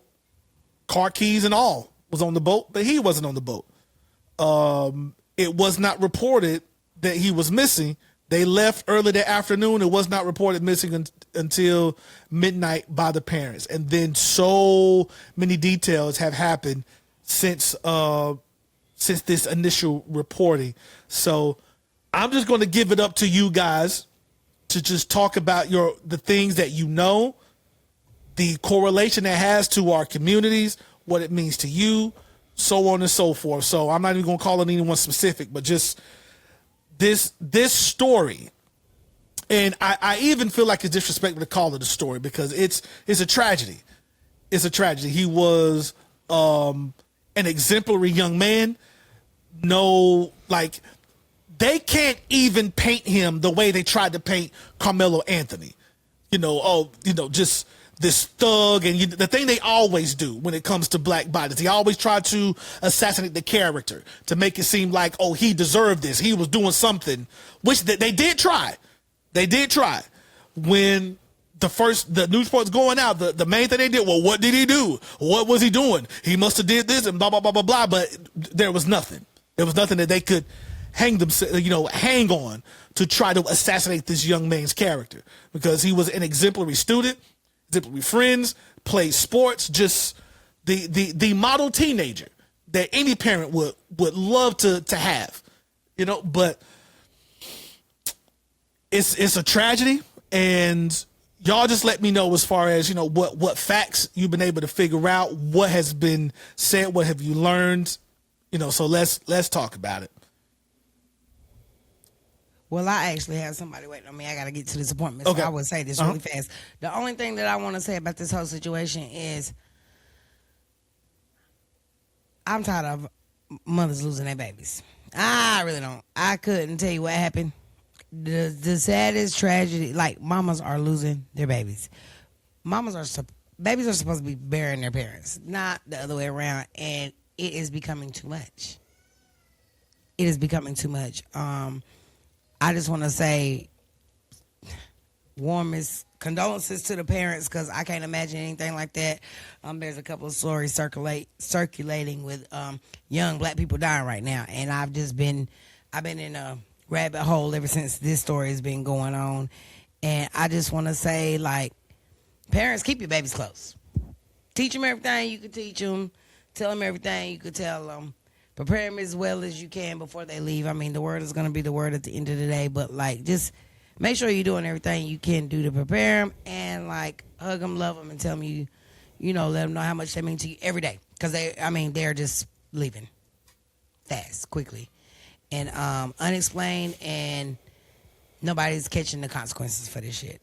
It's just ain't nobody's being held accountable for anything happening to our black babies out here. So I just wanted to say that little piece, because I can't imagine. None of y'all with kids can imagine nothing like that. No kind of news like that. So let's be vigilant and keeping them educated in the home about what's going on. Because if he was with all them white boys and all them white people and he was the only doc, he wasn't well informed anyway. He left the house uninformed. And I would have to say that. I'm not saying anything about how the parents are doing, blah, blah, because a lot of people live, some people live in their own little hole where, our community's not like, they don't see it, they don't witness it, they don't get it. And I get that. A lot of black people don't know what we're on here fussing and ranting and raving about, and they're black. That's because they're in their own little corner of the world. They don't see it, they don't recognize it, out of sight, out of mind. At the end of the day, if you have a brown skinned baby, you better prepare them for America. It don't matter what your corner look like, because they ain't going to stay in your corner. So prepare your babies. And looks can be deceiving in your corner. Looks can definitely be deceiving. So, yeah, that's all I wanted to say about that. I love y'all. Peace. Love you.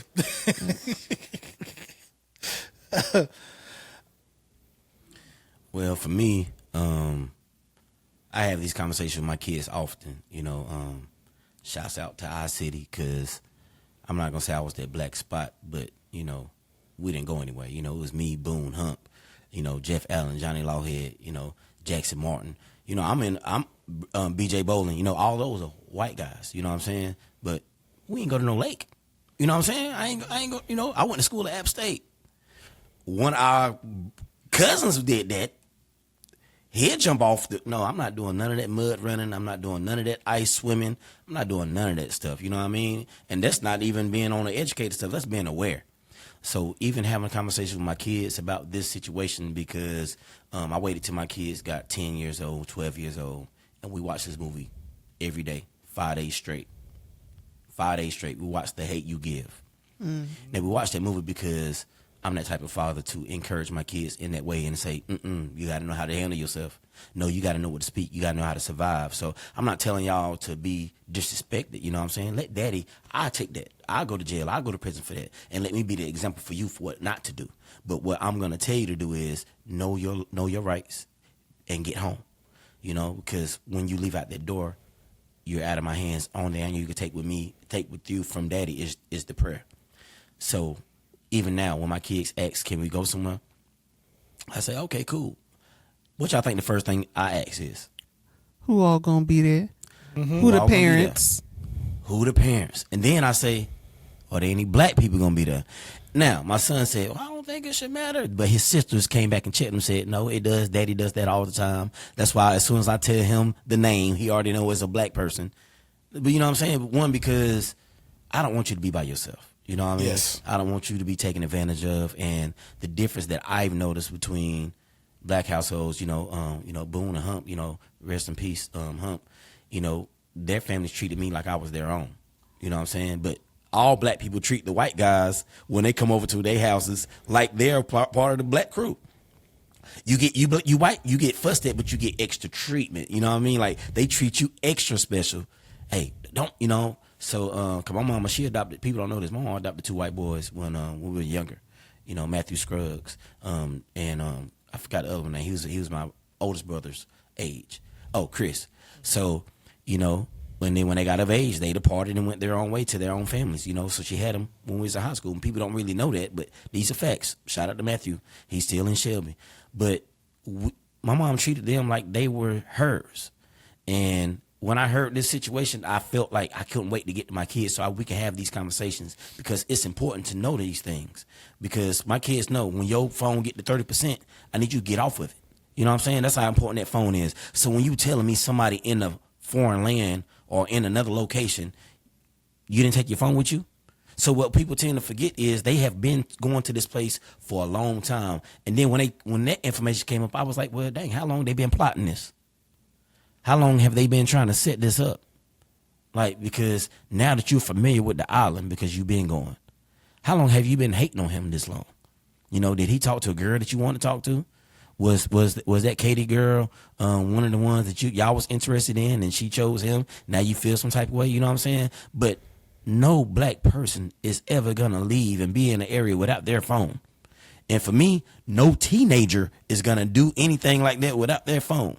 You know what I'm saying? So, it's very disheartening, and it kind of hurts my feelings, because in April, the same situation happened in Texas. Mm-hmm. In April, I don't know if y'all know this story. Mm-hmm. In April, a guy went to jump off a bridge with 2 or 3 of his white friends. They resurfaced. He did not. One of the white guys grabbed the clothing, threw it away. You know what I'm saying? And then deleted the messages between them and their phone. That's what they did the other week. I think, did you send it to us? I did. You're arrested. Okay, so I had already so when you seen it, I was like, somebody else sent me this. And I looked at it, I was like, yep, I heard this story. So it kind of lines up. Yep. So with that being said, what are you doing? You're trying to hide your hand. You're trying to hide and protect yourself, but nobody does that. Who deletes everything? Everybody involved deletes everything. If that ain't suspicious, I don't know what else is. Yep. But I'm not going to get into it because I don't want to really, get into detail, because like I said, that thing had my heart racing. It gets me pissed off because, my sons, my nephews, they have rich white friends. Mm-hmm. Like me and their houses friends. Like they love to go over their houses. You know what I'm saying? And I'm like, okay, cool. What's their daddy name? Yes. What's their father name? So turn your location on, because I don't play. I'm a helicopter daddy. And I definitely will go to prison for my kids. People be like, oh, I won't ever go back to jail. No, I definitely will. You know what I'm saying? I'm saying that with boldly because I would go with a smile on my face if something would happen to my children because I'm not leaving it in the hands of the system. I'm telling you this. So, police, if something happened to my children, whoever did it, I did it. Yep. I'm just telling you that right now. Come get me. I'm telling you I'm guilty because I don't play about mine on any level. I love them that much, for real. Yeah. I think back when I was young and naive. Like I remember telling y'all I had gone to Silas City, North Carolina with this white girl, and I was like the only black person that I saw while I was there. And I remember how uncomfortable I felt. But I was used to navigating white spaces, so I wasn't too worried about it. But there was still a certain level of discomfort. But let that be now. Who? Going where? With all them wife? No. And who else gonna be there? Because I gotta have backup. Yep.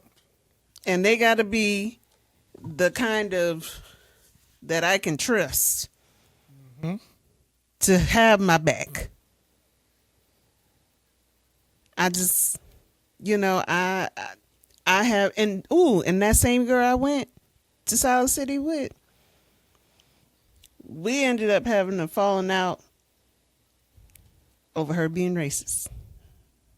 Much later on, but still, I ended up finding out. Come on now. That she had some beliefs. And it was like, dang, but why I shouldn't be surprised. Right. I shouldn't be surprised. Like, there have been so many, because I went to a mostly white college. They didn't start really trying to diversify for real until I was like 3 years in. So, yeah, I'm used to those spaces. I'm used to navigating it. So I can do it with ease. But still, because I have been in those spaces so much, yeah, the trust is lacking. I'm sorry. Yeah. It's not that I don't want to, but there were plenty of people that I really thought were good people, and then I ended up finding out. Oh, wow. Donte can relate. It's like, wow. Yep. Dang, I'm debating if I want to tell this story. I'm debating if I want to tell this story, but it's so appropriate to tell this story. So, it's about safety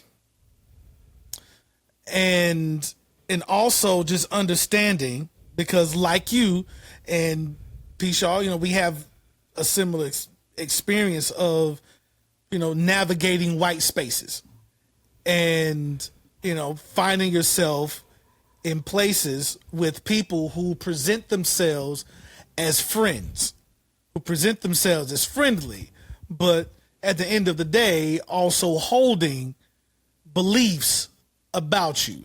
And the only thing that holds that back is disapproval or whatever negative trigger that will trigger them. Then that mask comes right on off.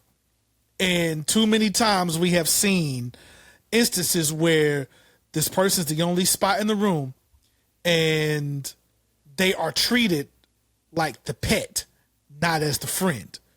You are the object of entertainment. You are the object of, our entertainment. And like, what's the lady, the woman who went to an all white slumber party and she turned up dead? Okay, KT. What was her name? Good gosh. I have to look it up right quick. I'll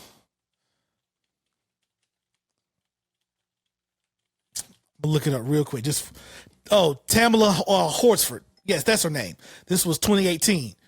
Mother of 5 went to a sleepover with her friends and then ended up dead. The story that you just mentioned, P. Shaw. Now, my story is similar to KT's story, where, you go to school with people, and I wouldn't say we were necessarily friends, but we were cordial.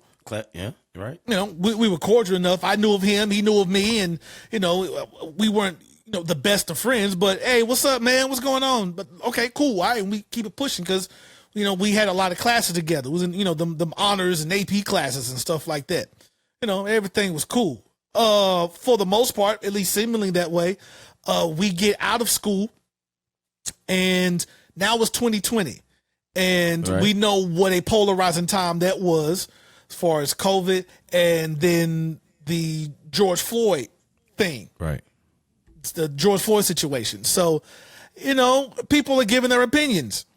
And the people who I knew were racist pieces of trash during school, they weren't saying, the road caps of the world were saying the things I expected them to say. So I was like, well, that's not surprising. The nannies of the world were saying what they were saying. I'm not surprised. And his friends, the friend, was being as idiotic as I expected them to be. But it's like, I expected y'all to be that way.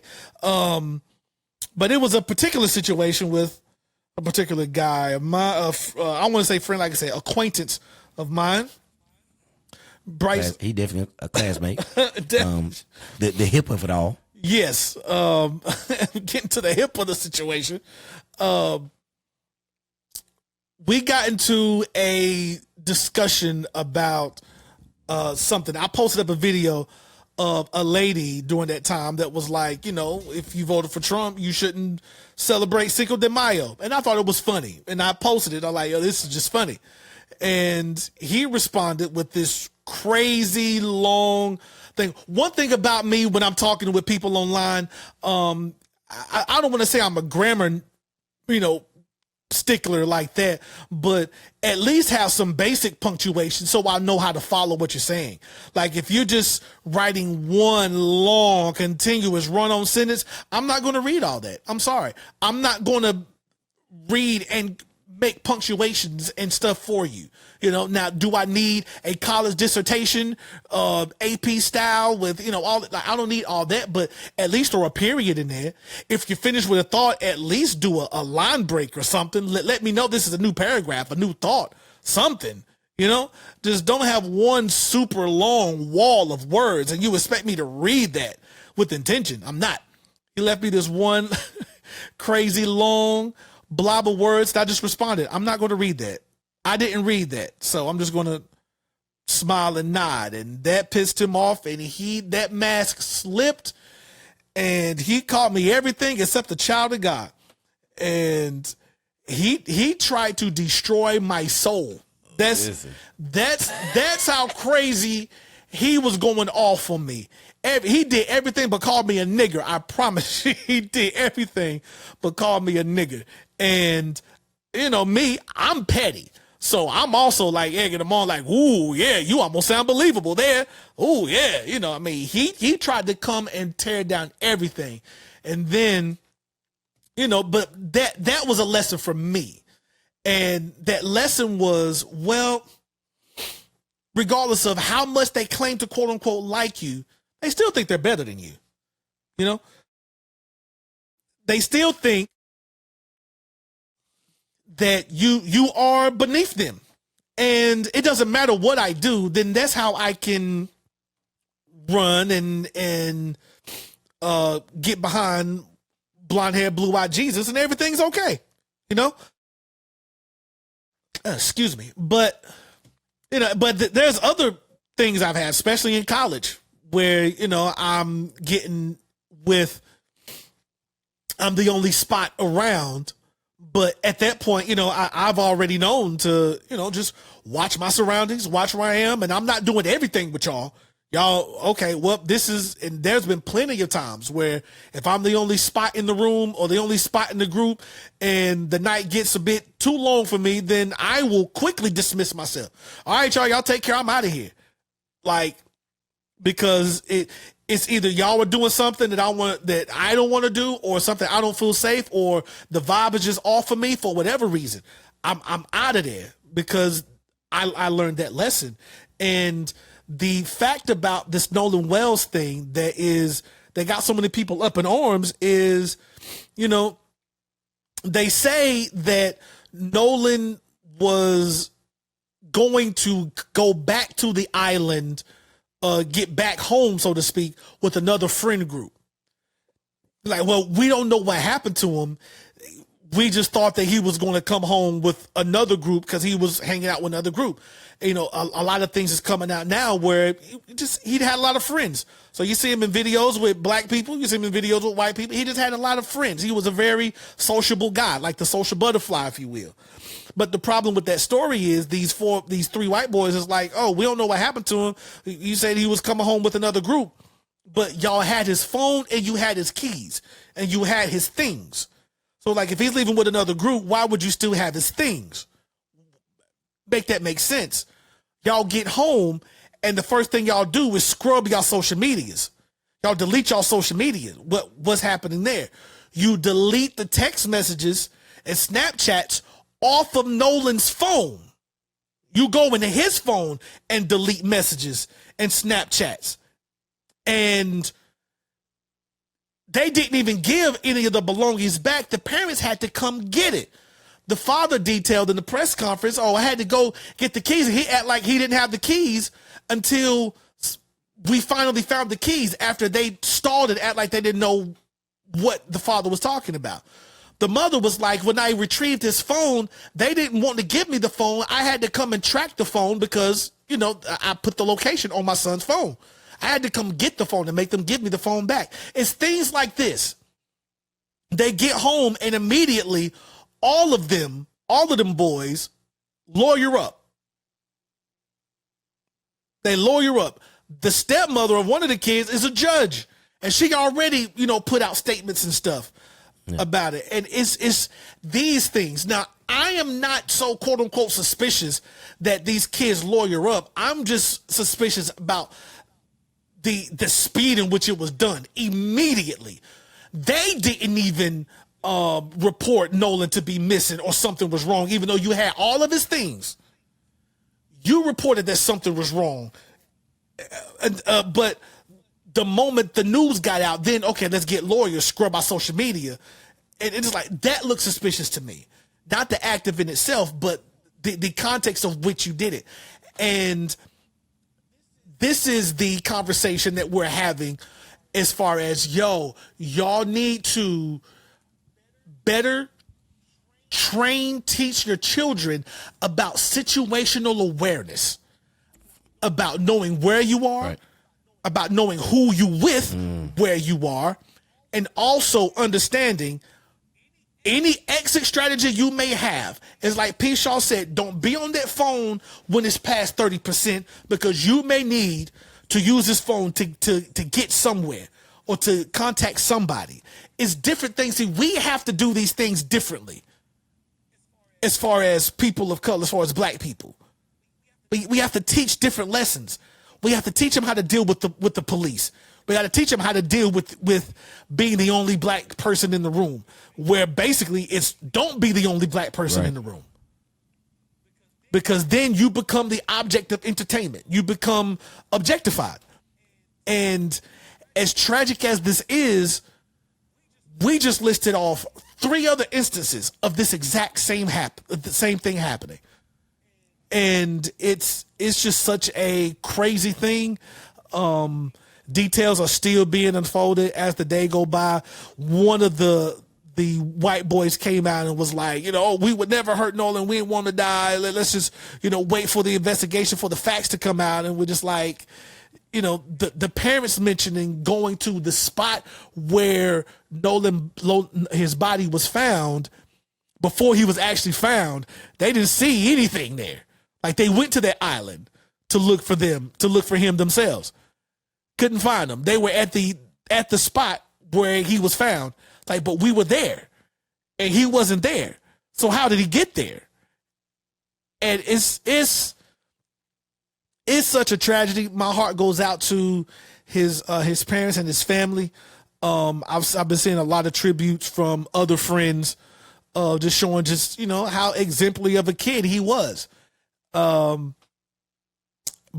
this conversation continues to happen time and time again to how we teach our children of situational awareness, how to know where you are, how to know the vibe, and to always think in a way that protects yourself from situations. Like you have to think like chess. You have to think moves ahead, even if it doesn't happen. If it doesn't happen, then great. But in the event of something happening, this is how you need to do things. So it's just crazy. It's crazy. Yeah, I agree. Like, I have children, when they were younger, we lived in Carlisle, Pennsylvania. Okay, and a lot of people don't know about Carlisle. It's a very small suburban area. And my kids went to school with a lot of, Caucasian people. And I always wanted to get a vibe of the parents before I just let my kids go anywhere. Yes. I want to go to your house. I want to meet you. I want to see how you're doing. I even want to meet your dog. Okay, I want to see how everybody interacts, because my daughter did have a single white female situation with one of her white friends where this little girl stole my daughter's phone and pretended to be my daughter. To be my daughter. And when I was telling her dad about it, because her mom and dad were going through a divorce, just like my daughter and her dad was going through it, a divorce. And I was like, that don't mean your child needs to act this way. This girl was literally texting me like she was my daughter, playing games with me on the phone, pool or whatever, like she was my daughter. And I was like, I came home one day like, why is she playing pool with me? And she's right in her room. So I went in the room and asked her, like, you found your phone? She's like, no. Last person I had it was XYZ, and she didn't give it back. So because I went and met her parents, I had her dad's number, and I let him know, like, your daughter did XYZ. And he's like, well, come over, we'll get the phone. And this man had the audacity to leave his daughter with the next door neighbor as if my daughter was the issue. And I told him straight out, I said, you guys are the issue. This is my daughter's phone you're handing me. I'm not handing you your daughter's phone. I was like, and you're lucky you got me today, because any other day you would have got somebody else and it would have been a whole problem. You know what I mean? He's like, well, I just don't want her to retaliate on my daughter. I said, your daughter better watch out for her own self. Okay, you don't know who I know. You don't know anybody that I know. Okay, and I don't care about what y'all got going on, because my daughter going through the similar situation, but she's not stealing phones. So I had to go all the way to the school because the school wanted to put it down. So I said, no, y'all, this little girl do it again to another girl. She might pull this little girl in the closet, and the little girl might not come back out the closet. You guys need to start taking this stuff serious. Like, she has a mental issue. You know what I mean? This is not just her parents divorcing, but she's mentally unstable. And y'all need to, her and her dad and everybody else in the school need to realize that she obviously she's unhinged and she needs help. Cause I couldn't believe she was texting me like she was my daughter. That made me feel away. I was like, dang. Yeah. I was like in a whole nother state, and she was like, can we play this game, Mom? And I'm like, sure. You know what I mean? That's why I didn't know it was my daughter, because I was on an assignment for work, and I was going back and forth. And this happened when I was just going back. So when I got there, I'm thinking, okay, she got her phone back. Her dad got her phone back, and this little girl was pretending to be my daughter. But even before then, you see it happen in their culture as well.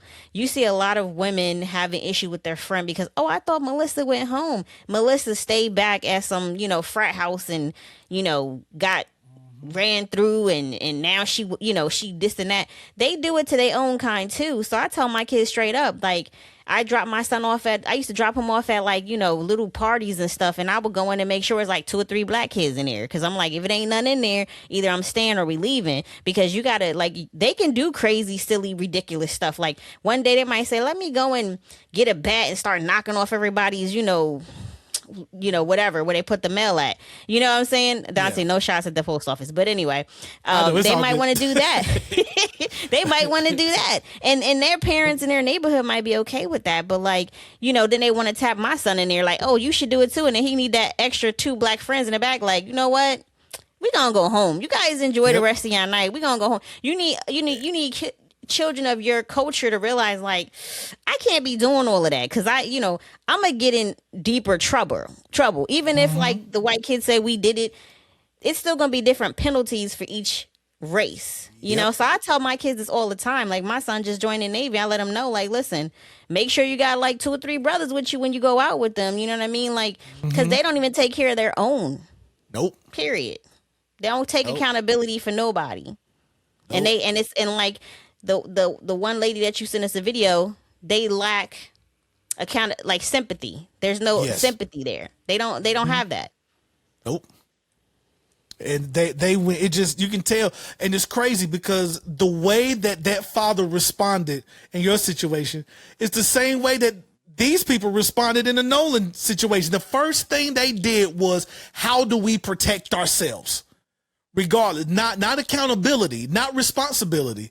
He sent his daughter to another house, even though she is the one that stole the phone, catfishing and playing as your daughter, but he's afraid of your daughter retaliating against her. What?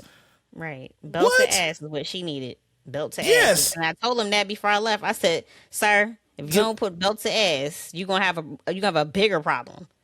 So, but that's not gonna happen.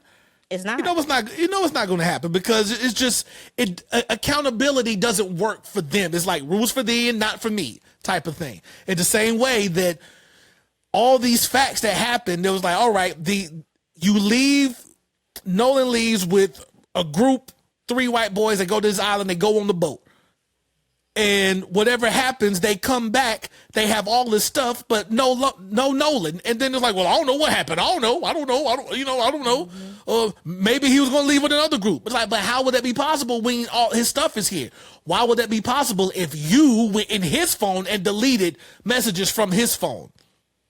Why would that be if you had his car keys and you ain't contact the parents? You ain't say anything. It was the parents that initiated. Y'all didn't go back and like, hey, miss, Nolan is missing. We don't know where he is. We left, but he's not with us. Y'all ain't.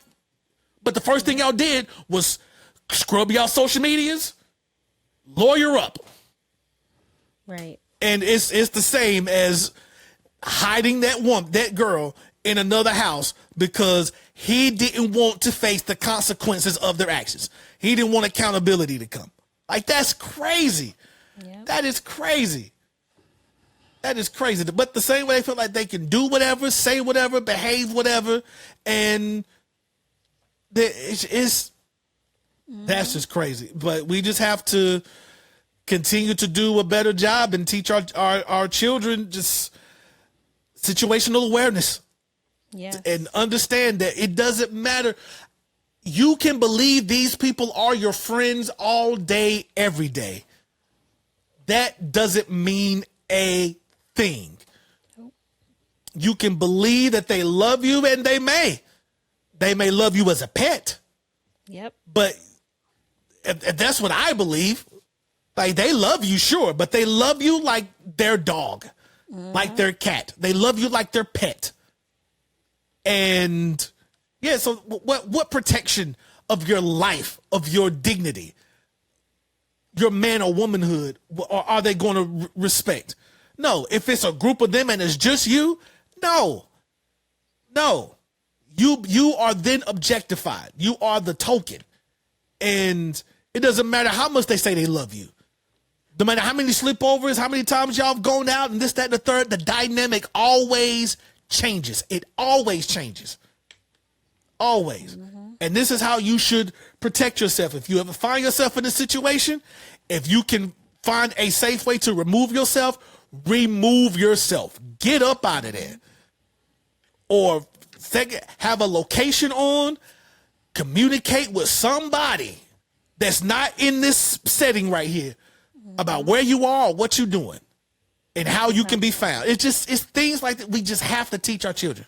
We just have to, because like I said, they pretend, or they may even have the best intentions, but like you mentioned, it's the lack of sympathy there when it comes for you, because unfortunately we are tribalistic people. So yeah, they're going to side with the people that look like them, because that's all they know. That's all they know. Yep. Protect self. And so self-preservation. That's just it, man. I'm definitely want to talk about this more as the details come out, but I just think the bigger conversation right now is, how can we, again, situational awareness, understanding who you are to them, and being able to think 2 or 3 steps ahead to where these situations are going to happen. I mean, it's just the way that it is. We are X amount of the population. They are X amount of the population. You're going to find yourself in a situation where you're the only one in the room. It's just going to happen. And it's just up to us to best prepare our children to how to interact when you're in those situations and how far you are willing to give access. So that's just it. Now, I got your, with that said, man, we appreciate y'all listening. Peace, y'all. I got your benediction, but since you're here, if there's anything else you want to add before then, but yeah. I think you muted. Yep, you muted. Yeah, well, since I'm here, we can just, push it to the side. But listen up, man. Just some words of encouragement, man, since we're talking about being aware. Simply by, taking time to notice your surroundings, man. I tell my kids all the time they're spoiled because we had book smarts and street smarts.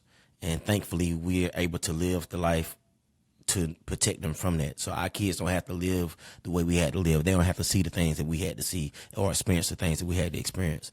But nonetheless, man, if y'all take anything from this podcast, man, today, just know that somebody care about you and somebody don't play about you.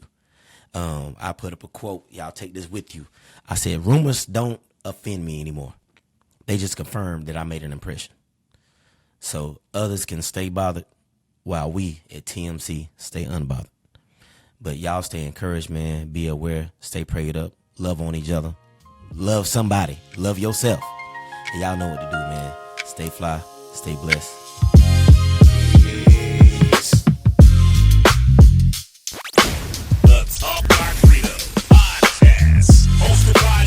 Credo. Dope discussions on society and culture. Find us on all streaming platforms. Oh, yeah. Happening on social media. And subscribe to us on YouTube and Talk My Credo.